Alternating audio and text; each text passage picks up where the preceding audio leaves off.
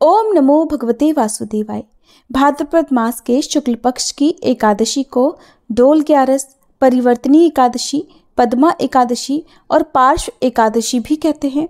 इस दिन भगवान श्री विष्णु करवट बदलते हैं, इसलिए इस एकादशी को परिवर्तनी एकादशी कहते हैं। इस दिन भगवान श्री विष्णु के वामन अवतार और श्री कृष्ण भगवान की विशेष पूजा की जाती है। एकादशी के व्रत से सभी दुख दूर होकर अंत में मोक्ष मिल जाता है और इस दिन व्रत रखने से वाजपेय यज्ञ का फल मिलता है। अगर आप भी चाहते हैं कि आपकी कोई मनोकामना पूरी हो, आपके घर में सुख समृद्धि की कभी कमी न रहे और भगवान श्री विष्णु की कृपा सदैव बनी रहे, तो आज की इस वीडियो में बताए गए पूजा विधान अनुसार आपको इस बार परिवर्तनी एकादशी की पूजा करनी चाहिए। सबसे पहले जानिए शुभ मुहूर्त के बारे में। एकादशी तिथि प्रारंभ होगी 13 सितंबर शुक्रवार रात 10:31 से और समाप्त होगी 14 सितंबर शनिवार रात 8:41 पर। इस बार दशमी तिथि के नियमों का पालन शुक्रवार के दिन किया जाएगा और परिवर्तनी एकादशी का व्रत 14 सितंबर दिन शनिवार को रखा जाएगा। एकादशी के व्रत में एकादशी के सूर्योदय से लेकर अगले दिन द्वादशी तिथि के सूर्योदय तक अन्न ग्रहण नहीं किया जाता है और इस व्रत में चावल या चावल से बनी वस्तुओं का भी त्याग किया जाता है। द्वादशी तिथि प्रारंभ होगी 14 सितंबर शनिवार रात 8:42 से और 15 सितंबर रविवार शाम 6:12 पर तिथि समाप्त होगी। मान्यताओं के अनुसार हरिवासर के समय एकादशी का व्रत नहीं खोलना चाहिए और 15 सितंबर रविवार को हरिवासर का जो समय है वो सुबह 2:30 पर यानी 2:30 बजे समाप्त हो जाएगा। जब तक हरिवासर रहता है उस समय तक व्रत नहीं खोलना चाहिए। हरिवासर हमेशा द्वादशी तिथि लगते ही प्रारंभ हो जाता है। व्रत पारण की तिथि और मुहूर्त रहेगा 15 सितंबर रविवार को सुबह 6:17 से 9:10 के बीच में। इस बार परिवर्तनी एकादशी के दिन शाम के समय से सर्वार्थ सिद्धि योग भी बन रहा है। ऐसे में यदि आपकी कोई विशेष मनोकामना हो तो आप उसकी पूर्ति के लिए ओम नमो भगवते वासुदेवाय या हरे कृष्णा महामंत्र का यथासंभव जाप कर सकते हैं और भगवान विष्णु की पूजा करके मनोकामना पूर्ति के लिए प्रार्थना कर सकते हैं। अब जानते हैं पूजा विधि के बारे में।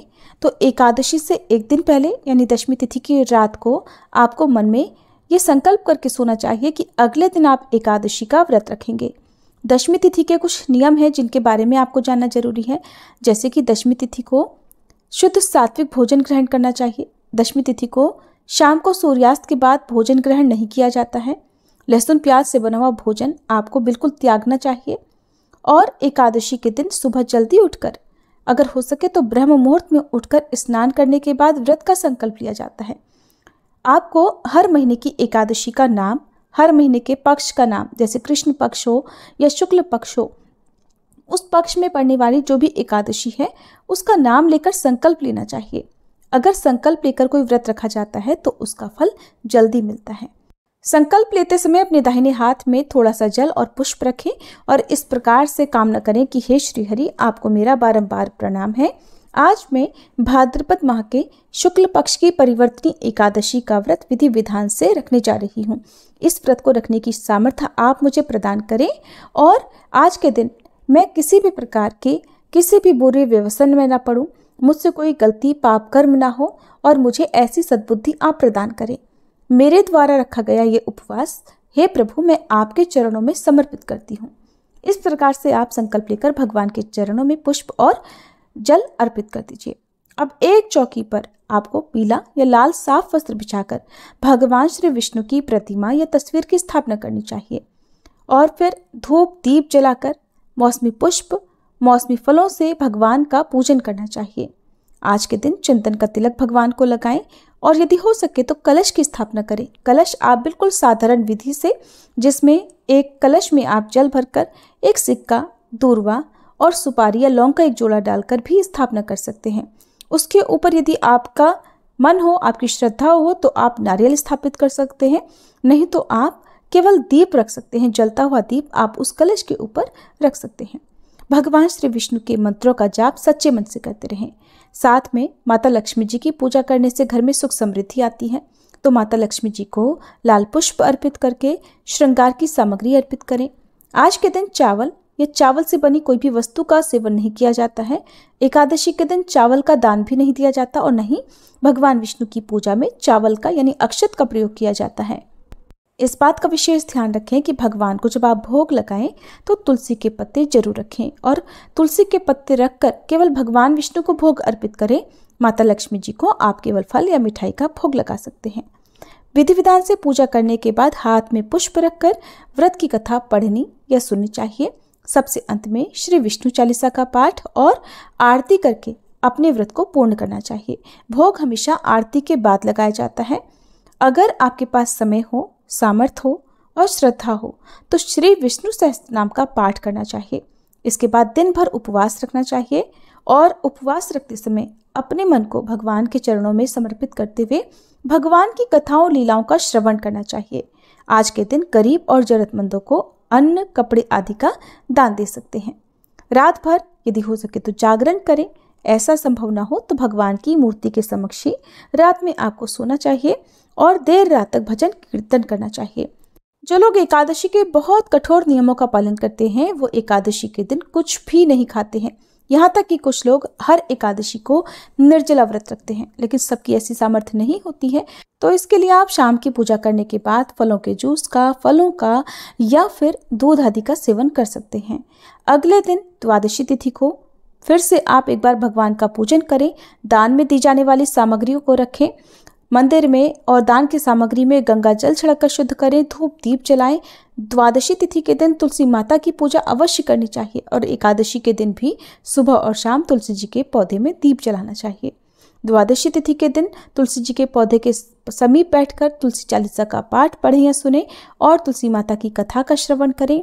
हर एकादशी व्रत में पारणा की कथा भी सुननी चाहिए। जैसे आप एकादशी व्रत की कथा सुनते हैं उसी तरह से व्रत पारणा की कथा भी आपको सुननी चाहिए। उसके बाद अपनी सामर्थ्य के अनुसार दान दक्षिणा भिजवा देनी चाहिए। आसपास मंदिर में दे सकते हैं, किसी गरीब निर्धन व्यक्ति को दे सकते हैं। गौ माता को अपने भोजन का या अपने फलाहार का एक हिस्सा जरूर दें। छत पर चिड़ियों के लिए दाना पानी रखें। चिड़ियों को आप आटा शक्कर डाल सकते हैं और इस तरह से जो निर्धारित मुहूर्त आपको बताया जाता है उसी निर्धारित मुहूर्त के अंदर आपको स्वयं तुलसी का पत्ता और जल ग्रहण करके व्रत का पारणा करना चाहिए। उसके बाद आप सात्विक भोजन ग्रहण कर सकते हैं। द्वादशी तिथि का भोजन भी लहसुन प्याज रहित होना चाहिए, यानी कि इस दिन भी आपको लहसुन प्याज का सेवन नहीं करना चाहिए। द्वादशी तिथि को यदि चावल खाकर व्रत का पारणा किया जाता है तो उससे यदि आपने कभी एकादशी के दिन अक्षत का प्रयोग कर लिया हो या आपने चावल का दान कर लिया हो या आपने गलती से चावल या चावल से बनी वस्तुओं का सेवन कर लिया हो तो उससे लगने वाला दोष भी दूर हो जाता है। सुबह पूजा करने के बाद, व्रत का पारणा करने के बाद जो भी पूजन सामग्री है, जैसे आपने पूजा में पुष्प अर्पित किए होंगे या आपने कलश की स्थापना की है, तो जो भी विसर्जन करने वाली सामग्री है उनका विसर्जन करके आपको फिर जो चौकी आदि है, प्रतिमा है, वापस से मंदिर में रख देनी चाहिए और चौकी को आप अगली पूजा में फिर से प्रयोग कर सकते हैं। अब बहुत ही अनिवार्य नियम जिनका पालन एकादशी का व्रत रखने वाले भक्तों को करना चाहिए। यदि आप बहुत ज़्यादा नियमों का पालन ना भी कर पाएँ तो आपको कम से कम इन नियमों का तो जरूर ध्यान रखना चाहिए। जैसे कि यदि महिलाएं या कन्याएं एकादशी का व्रत रखती हैं तो उन्हें एकादशी के दिन भूले से भी सिर से स्नान नहीं करना चाहिए। अपना सिर एक दिन पहले ही धुल लेना चाहिए और ध्यान रखें कि उसके बाद आप अन्न ग्रहण ना करें, क्योंकि भगवान विष्णु की पूजा और भोग बिना तुलसी जी के अधूरा रहता है। तो तुलसी के पत्ते आपको दशमी तिथि के दिन ही तोड़कर रख लेने चाहिए। कई बार दशमी तिथि के दिन रविवार पड़ता है, तो ऐसे में आप एक दिन पहले भी तुलसी के पत्ते तोड़कर उन्हें फिर एकादशी और द्वादशी तिथि की पूजा में भगवान को समर्पित कर सकते हैं। एकादशी के दिन तुलसी जी के पौधे में जल अर्पित नहीं किया जाता, न ही तुलसी के पत्ते तोड़े जाते हैं। अगर कोई याचक आपके द्वार पर आए तो उसे खाली हाथ ना लौटने दें, कुछ न कुछ दान की सामग्री अवश्य दें। इस प्रकार से आपके द्वारा रखा गया उपवास भगवान विष्णु स्वीकार कर लेते हैं। ये थी आज की वीडियो। अगर आप परिवर्तनी एकादशी की कथा भी सुनना चाहते हैं तो हमारे चैनल पर इस दिन कथा सुनाई जाएगी, आप जरूर सुनिएगा। जानकारी अच्छी लगी हो तो वीडियो को लाइक करके कमेंट बॉक्स में विष्णु भगवान की जय भी जरूर लिख दीजिएगा।